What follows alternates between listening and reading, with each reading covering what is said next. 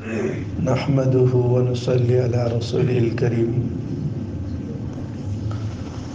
أما بعد فأعوذ بالله من الشيطان الرجيم بسم الله الرحمن الرحيم هو الذي يريكم آياته وينزل لكم من السماء رزقا وما يتذكر إلا من ينيب فادعوا الله مخلصين له الدين ولو كره الكافرون رفيع الدرجات ذو العرش يلقي الروح من أمره على من يشاء من عباده لينذر يوم التلاق يوم هم بارزون لا يخفى على الله منهم شيء لمن الملك اليوم لله الواحد القهار اليوم تجزى كل نفس بما كسبت لا ظلم اليوم إن الله سريع الحساب صدق اللہ العظیم۔ اس سے پہلے آیتوں میں اللہ جل جلالہ نے کافروں کا ذکر فرمایا کہ یہ اپنے گناہوں کا اعتراف بھی کریں گے، اقرار بھی کریں گے اور تمنا کریں گے کہ ہے ہمارے لیے کوئی راستہ، لیکن اگر دنیا کی طرف آ جائے پھر بھی ایمان معتبر نہیں، اس لیے کہ ایمان کا خاصہ یہ ہے یؤمنون بالغیب، غیب پر جو چیز نظر نہ آئے اس پر ایمان رکھنا۔ تو آخرت کے اندر تو تمام چیزوں کا مشاہدہ ہو جائے گا۔ اب اللہ جل جلالہ مزید اپنے قدرت کے دلائل بیان فرما رہے ہیں۔ هو الذی، اللہ وہی ہے، یریکم آیاتہ، جو دکھلاتا ہے تمہیں اپنے نشانیاں، یعنی یہ آسمان اللہ کی وحدانیت پر بہت بڑی دلیل ہے، یہ زمین اللہ کے خالق ہونے پر بہت بڑی دلیل ہے، یہ سورج اور چاند کا نظام، سردی گرمی کا نظام، دن اور رات کا نظام، اور یہ چاند اور یہ ستاروں کا نظام، یہ ہواؤں کا نظام، یہ ایک ایک چیز اللہ جل جلالہ کے خالق اور مالک ہونے پر نشانیاں ہیں۔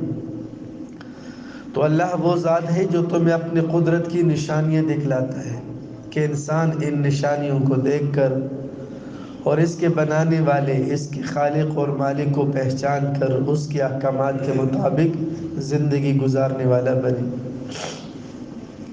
وَيُنَزِّلُ لَكُم مِّنَ السَّمَاءِ رِزْقًا، اور اللہ جل جلالہ وہ ذات ہے جو تمہارے لیے آسمان سے روزی اتارتا ہے۔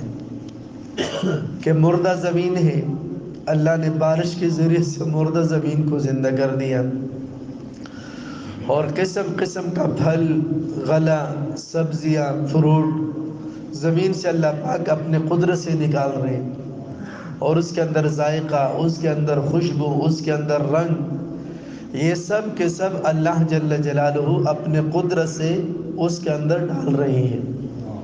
تو انسان ان چیزوں کو دیکھ کر اللہ کو پہچان لے اور اللہ کی طرف انسان کا ذہن اور توجہ جائے۔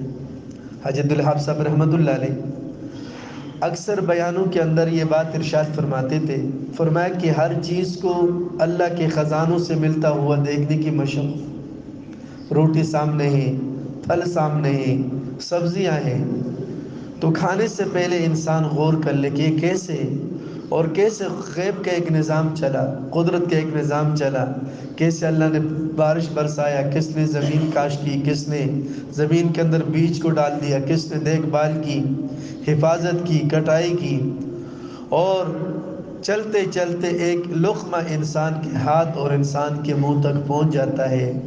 تو اس لقمے پر غور اور فکر کر لے تو یہ انسان اپنے خالق اور مالک کو پہچان لے گا۔ فرمایا کہ اللہ وہ ذات ہے جو تمہارے لیے اتارتا ہے رزق آسمانوں سے، وما یتذکر، اور فرمایا کہ واعظ اور نصیحت حاصل نہیں کرتے الا من ینیب، مگر وہ جس کے اندر انابت ہو۔ اگر ایک انسان اللہ کو راضی کرنا چاہے، اللہ تک پہنچنا چاہے اور اللہ جل جلالہ کی صفات، ذات اور صفات کو سمجھنا چاہے، تو اس کائنات کے ذرے ذرے کے اندر ان کے لیے واعظ ہے، نصیحت ہے، لیکن شرط کیا ہے؟ الا من ینیب، انسان کے اندر انابت ہو۔ اگر انسان کے اندر انابت نہ ہو تو یہ انسان محروم رہتا ہے، اور جس طرح اللہ خالق ہے، مالک ہے، رازق ہے، اور اپنے قدرت سے سب کچھ کرنے والا ہے، اس لیے ہادی مطلق بھی اللہ جل جلالہ کی ذات ہے۔ لیکن ہدایت کے لیے اللہ نے ضابطہ کیا بنایا؟ واللہ یہدی الیہ من ینیب، کہ ہدایت اللہ پاک ان کو دے گا جس کے اندر انابت ہو، توجہ ہو، اللہ جل جلالہ کی طرف جانا چاہتے ہو۔ فادعوا اللہ مخلصین لہ الدین، اللہ کو پکارو اور اپنے دین کو اللہ کے لیے خالص کرو۔ امام احمد بن حنبل رحمۃ اللہ علیہ اسی آیات کی روشنی میں فرماتے تھے کہ ہر نماز کے بعد سبحان اللہ والحمد للہ ولا الہ الا اللہ واللہ اکبر پڑھنا چاہیے۔ یعنی یہ توحید کے کلمات ہیں، اللہ جل جلالہ کو پکارنے کے، اللہ کی حمد و ثنا کی کلمات ہیں، اور اللہ کا حکم یہ ہے فادعوا اللہ مخلصین لہ الدین، کہ اللہ کو پکارو خالص کر کے اپنی بندگی اور عبادت اللہ کے لیے۔ اس لیے غیر اللہ کو پکارنا یہ شرک ہے، کفر ہے، اور ایاک نعبد و ایاک نستعین، ایک اللہ ہی کو پکارنا یہی توحید ہے، یہی وحدانیت ہے اور یہی عبادت ہے۔ تو ایک اللہ کو پکارنا، وَلَوْ كَرِهَ الْكَافِرُونَ، اگرچہ کافر اس کو برا مانے۔ بندوں کو چاہیے کہ سمجھ سے کام لے، اللہ کی طرف متوجہ رہے، اللہ کو پکارے، اللہ کی بندگی کرے، اللہ کی ذات اور صفات میں کسی اور کو شریک نہ کرے۔ اگرچہ یہ توحید کا نعرہ کافروں کو بڑا گراں گزرتا ہے، اس لیے کہ آج تو ایسے نعرے ایجاد ہو گئے ہیں کہ اگر توحید کا نعرہ لگا لیا جائے تو اس پر گستاخی کے فتوے لگ جاتے ہیں کہ یہ نبی کو نہیں مانتا، یہ دین کو نہیں مانتا، یہ گستاخی رسول ہے۔ حالانکہ سب سے بڑے گستاخی اللہ کی ذات اور صفات میں غیر کو شریک کرنا ہے۔ رفیع الدرجات، اللہ جل جلالہ درجات کو بلند کرنے والا ہے، ذو العرش، اور اللہ جل جلالہ عرش کا مالک ہے۔ یہ تمام زمین آسمان کے مقابلے میں ایسا ہے جس طرح کہ ایک گیند ایک میدان کے اندر ہو، پھر پہلا آسمان دوسرے کے مقابلے میں، پھر یہ ساتوں آسمان عرش کے مقابلے میں ایسے ہیں گویا کہ کسی میدان کے اندر ایک چھوٹا سا چلہ پڑا ہوا۔ تو اللہ جل جلالہ عرش کے مالک ہے۔ یلقی الروح، اور اللہ پاک اتارتا ہے وحی کو، من امرہ، اپنے حکم سے، علی من یشاء، جس پر اللہ پاک چاہے، من عبادہ، اپنے بندوں میں سے۔ یعنی انبیاء علیہم السلام پر اللہ جل جلالہ وحی کو نازل کرتا ہے، اور آدم علیہ السلام سے سلسلہ چلتا رہا، حضور اکرم صلی اللہ تعالی علیہ وسلم پر اللہ نے نبوت کا دروازہ بند کر دیا۔ اور یہ وحی کا نزول اور انبیاء علیہم السلام کے بعثت سے مقصود کیا ہے؟ لینذر یوم التلاق، تاکہ لوگوں کو ڈرائے ملاقات کے دن سے۔ یعنی نزول وحی کا تمام انبیاء علیہم السلام کے مشن کا ایک ہی مقصد، ایک ہی ہدف، ایک ہی مشن ہے، اور تمام آسمانی کتابوں کا کہ انبیاء علیہم السلام اپنے اپنے امتوں کو لینذر یوم التلاق، قیامت کے دن سے ڈرائے، ملاقات کے دن سے ڈرائے۔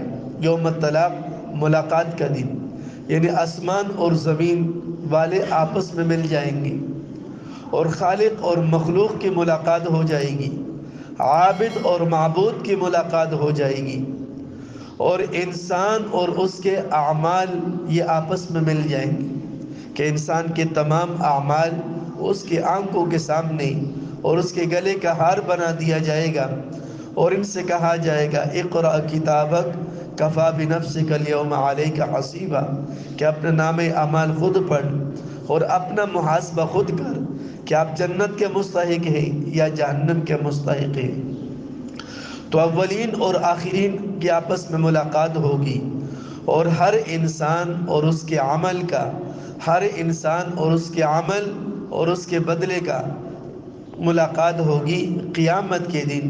اس لیے قیامت کے ناموں میں سے ایک نام یہ ہے یوم الطلاق، ملاقات کا دن۔